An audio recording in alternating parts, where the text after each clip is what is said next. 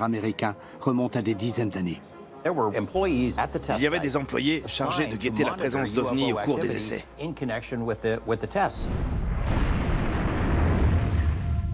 Le journaliste d'investigation George Knapp a révélé à Elizondo que des ovnis avaient été observés près de sites d'essais nucléaires américains dans les années 50.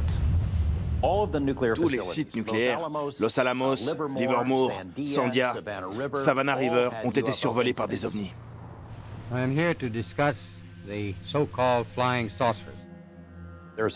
Il y a eu une conférence de presse filmée après le carrousel de Washington en 1952. 2 week-ends de suite, des ovnis ont été détectés au radar et visuellement. We have received and analyzed between 1 and 2,000 reports that have come to us from all kinds of sources.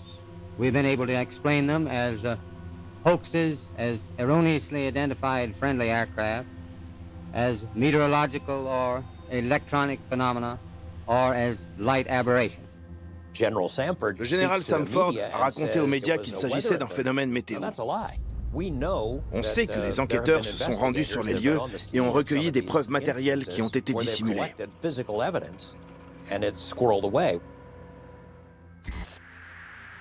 Alors, que sont ces objets non identifiés?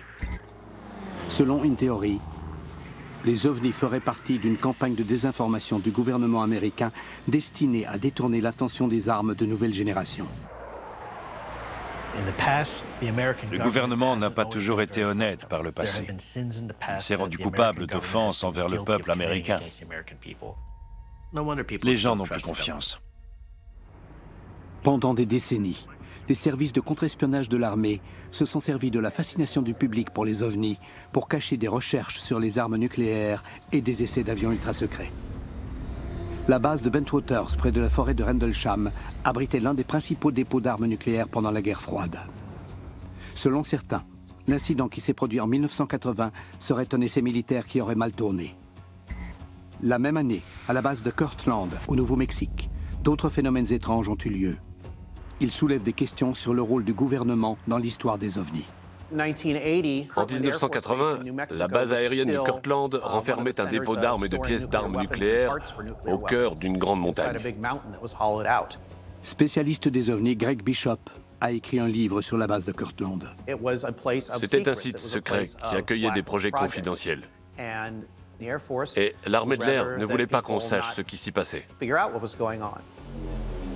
L'essor technologique du début des années 80 donne lieu à une course à l'armement entre Américains et Soviétiques.